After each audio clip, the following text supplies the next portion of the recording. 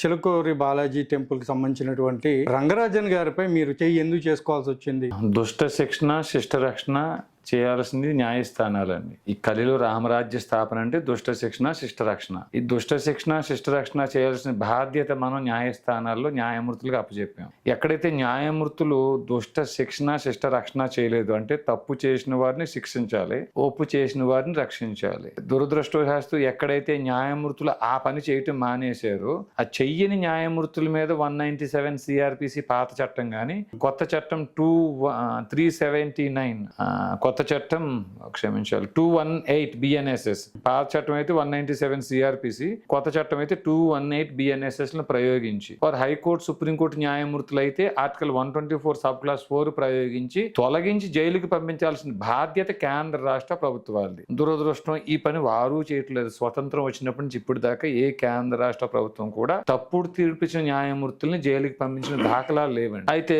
మరి అటు కేంద్ర రాష్ట్ర ప్రభుత్వాలకి మనమే యజమానులు, ఇటు న్యాయమూర్తులకి మనమే యజమానులు. కాబట్టి మరి దుష్ట శిక్షణ శిష్ట రక్షణ జరగాలంటే ఈ న్యాయమూర్తుల మీద 197 CRPC ప్రయోగించని కేంద్ర రాష్ట్ర ప్రభుత్వాలని ప్రశ్నించడం కోసం ఒక వ్యవస్థ కావాలి. ఆ వ్యవస్థే రామరాజ్యం. ఈ వ్యవస్థ పేరుతో ప్రతి జిల్లాలో మండలంలో నియోజకవర్గ స్థాయిలో రామరాజ్యం పాలకులు ఎంపిక చేసుకున్నాం. వారంలో ఒక్కరోజు వారి కుటుంబ పోషణార్థం 6 రోజులు పని చేసిన ఒక్కరోజు రామరాజ్య స్థాపన కోసం పని చేయటం కోసం ఎవరైతే ముందుకు వస్తారో వారు ఆ జిల్లా స్థాయిలో నియోజకవర్గ స్థాయిలో మండల స్థాయిలో బాధ్యత తీసుకున్న వారే రామరాజ్య పాలకులుగా ప్రమాణ స్వీకారం చేశారు. అదే తమరు చూసిన ప్రమాణ స్వీకారాలు. ఇంకా రెండవ దశకు వచ్చే సమయానికల్లా సైనిక వ్యవస్థ ఏర్పాటు అవడం కోసం అన్యమత ప్రార్థనా మందిరాల్లో పాస్టర్లు కానివ్వండి, ఇమాములు ముల్లాలు మౌలవీలు గాని వారి యొక్క మత విస్తరణ కోసం ఎలా అయితే బోధిస్తున్నారో మనం డిఫెన్స్ కోసం రక్షణ కోసమైనా మన ఆలయాల్లో అలాంటి బోధన జరగాలి.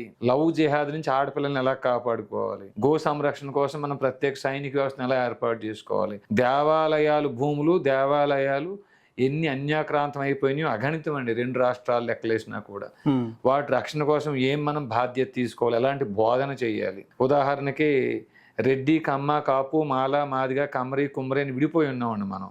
మనకి ఈ కులాలు అనేవి రామాయణ కాలంలో లేవు, మహాభారత కాలంలో లేవు. గోత్రం ప్రకారంగా మన అందరూ బంధువులమే. రెడ్డి కమ్మ కాపు మాల మాదిగ కమ్మరి కుమ్మరిలో పైడిపాల గోత్రం ఉంది. బ్రాహ్మణ క్షత్రియ వైశ్య శూద్రుల్లో కాశ్యప వశిష్ఠ కౌండిన్య గోత్రాలు ఉన్నాయి. మన అందరూ బంధువులమే అని బోధించాల్సిన బాధ్యత అర్చక పురోహితులది అని గుర్తు చేస్తూ ప్రతి ఊర్లో ఉండే అర్చక పురోహితుల్ని మాకు అవకాశం ఉన్న మేర కలిసే ప్రయత్నం చేస్తున్నాం. అందులో భాగంగానే ఫిబ్రవరి 7వ తేదీ ఉదయం 7 గంటల ఆ సమయంలో చిలుకూరు రంగరాజన్ గారిని కలవడం కోసం చిలుకూరు బాలాజీ టెంపుల్కి వెళ్ళామండి.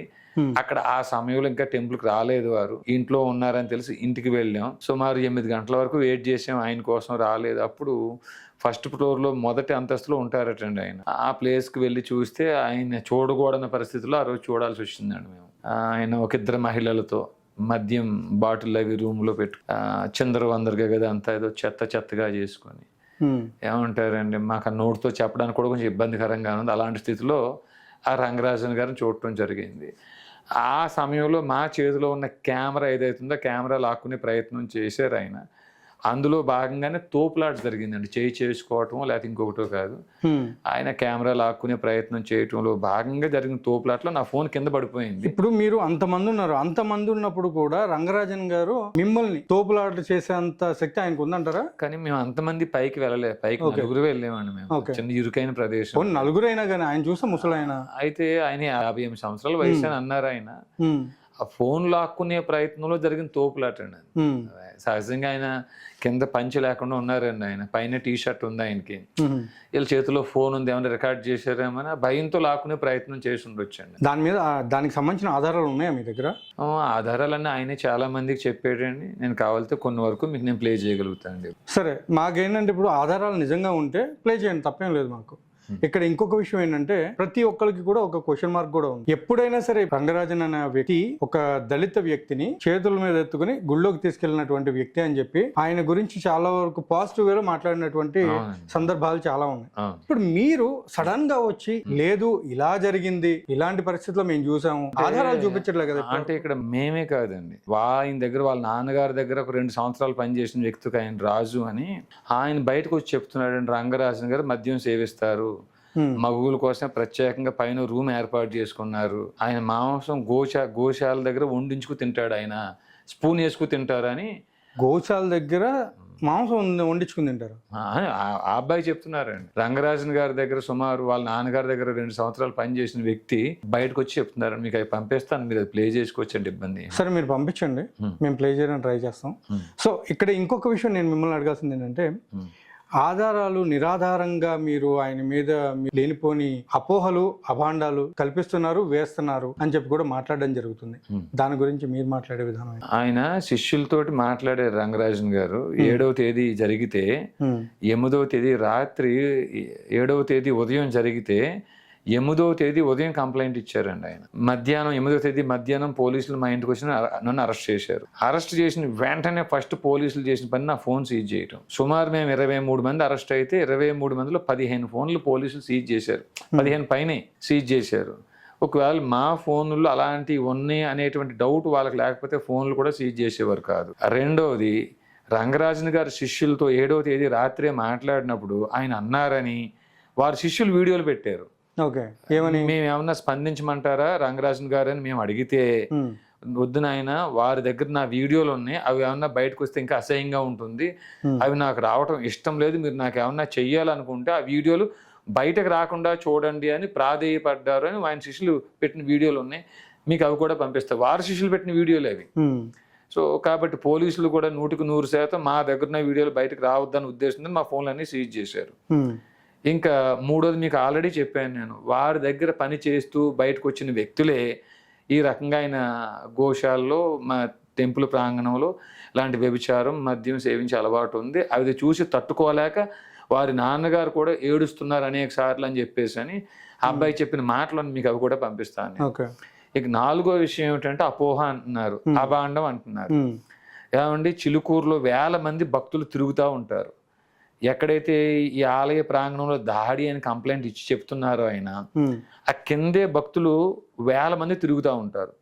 ఆయన నిజంగా మద్యం సేవించకపోతే, ఆయన రూమ్ లో కండోమ్స్ లేకపోతే, ఆయన అర్ధనగ్నంగా లేకపోతే, ఆయన రూమ్ లో మగువలు అర్ధనగ్నంగా లేకపోతే, మేము కనీసం ఆయన మీద దాడి చేసి బయటకు వెళ్ళిపోయిన వెంటనే అయినా నిజంగా మేము దాడి చేసున్నా ఆయన పక్కన తప్పు లేకున్నా వెంటనే కింద ఎవరైతే ఉన్నారో ప్రదక్షిణ చేస్తున్నారు వారిని పిలిచినా మమ్మల్ని ఊరు దాటనివ్వరండి. ఒక్క ఫోన్ తీసుకుని పార్కింగ్ వాళ్ళకి ఫోన్ చేసి, అయ్యా పార్కింగ్ దాటనివ్వద్దు, నా మీద దాడి చేశారు వాళ్ళు అన్నా వెంటనే మమ్మల్ని అక్కడే బంధించేవారు. వాలంటీర్స్ ఉన్నారండి 10ల సంఖ్యలో, వాలంటీర్స్ ఫోన్ చేసినా మమ్మల్ని చుట్టుముట్టేవారు. ఏ పని రంగరాజన్ గారు ఎందుకు చేయలేదు? 7వ తేదీ ఉదయం దాడి జరిగితే 8వ తేదీ ఉదయం కంప్లైంట్ ఇచ్చారు. దీనికి కారణం ఏంటంటే ఆయన లోపల సేవించిన ఆల్కహాల్ అంతా డ్రై అయిపోయిన తర్వాత 7వ తేదీ రాత్రి అందరితో ఫోన్లు మాట్లాడటం మొదలు పెట్టేయండి ఆయన. అప్పటికప్పుడు ఎవరినైనా పిలిస్తే జరిగేది ఏంటో ముందు రూమ్ చూపించాల్సి వస్తుంది. మిమ్మల్ని దాడి ఎక్కడ చేశారండి అని అడుగుతారు ఎవరన్నా, ఆ రూమ్ అంతా చూపించాల్సి వస్తుందండి. అయితే ఇది మాత్రమే కాదండి, నాకు చాలా మంది అక్కడక్కడ ఫోన్ కాల్ చేస్తున్నారు, ప్రత్యక్షం కలుస్తున్నారు. ఈ మీడియాకు కూడా చాలా మందికి తెలియని విషయం ఏంటంటే రంగరాజన్ గారి భార్య చనిపోయారట. అది కొంతమంది ఏమో రంగరాజన్ గారే చంపేశారు, ఆయన పేరు రంగరాజన్ కాదు రింగురాజన్ కొంతమంది చెప్తున్నారండి. కొంతమంది ఏమో లేదండి రంగరాజన్ గారు చంపలేదు, ఆవిడ క్యాన్సర్ తో చనిపోయారని కొంతమంది అంటున్నారు. సో ఆవిడ భార్య చనిపోయిన విషయం కూడా మీడియా ఎవరికీ తెలియదు. ఏమండి, ఈజ్ ఏ బయలాజికల్ నీడ్ అండి, శరీరానికి శృంగారం అనేది అవసరం, మేమేం కాదని అనట్లేదు. ఆయన మందు తాగినా మగువుతో ఉన్నా మాకు వచ్చిన అభ్యంతరం ఏం లేదు. కానీ ప్రధాన అర్చకుడిగా ఆ పని ఆయన ఆలయ ప్రాంగణంలో చేయకూడదు, ఇంతే తప్ప ఆయన ఏదో ఇంకొక. నాకేంటంటే ఇప్పుడు జనాలు చెప్పే విధానం కూడా అసలు రంగరాజన్ గారు అలాంటి పని చెయ్యరు, ఆయన నిరంతరం అక్కడ ఉన్నటువంటి చిలుకూరు వెంకటేశ్వర స్వామి టెంపుల్లో ఎప్పుడు దేవుణ్ణి ఆరాధిస్తూ ఉండేటువంటి ప్రధాన అర్చకులు అని చెప్పి మాట్లాడుతున్నారు. ఆయన ఏం సన్యాసం తీసుకోలేదు, ఆయన అర్చకులు మాత్రమే, సన్యాసం ఏం తీసుకోలేదు. ఆయన ఊరికి ఎక్కడో దూరంగా ఉండలేదు, ఊర్లో ఉంటున్నారు. ఆయనకి ఇంతకు ముందు ఏదో ఎంప్లాయీగా ఉన్నారట ఆయన. అప్పుడు ఏమన్నా మద్యం అలవాటు ఉంటే అలవాటు కూడా కంటిన్యూ అయ్యి ఉండొచ్చు. ఇంకా భార్య కూడా లేరు, ఆవిడ కూడా చనిపోయి 5-6 ఏళ్ళు అవుతుంది అన్నారు. కాబట్టి ఇంకా స్త్రీ సాంగత్యం అనేది సహజం, అదేమి కొత్తదేమీ కాదండి. ఆయన పురుషుడైతే ఒక స్త్రీ సాంగత్యం కోరుకోవటం అదేమి పెద్ద భూతేమీ కాదు. కోరుకోకపోతే దాన్ని మనం వింతగా చూడాలి. ఆయన కోరుకుంటే మనం వింతగా చూసి పని లేదు. కాకుంటే ఇక్కడ మా వెర్షన్ అంటే ఆలయ ప్రాంగణంలో చేయటం తప్పనేదే మా వెర్షన్, మా వాదన.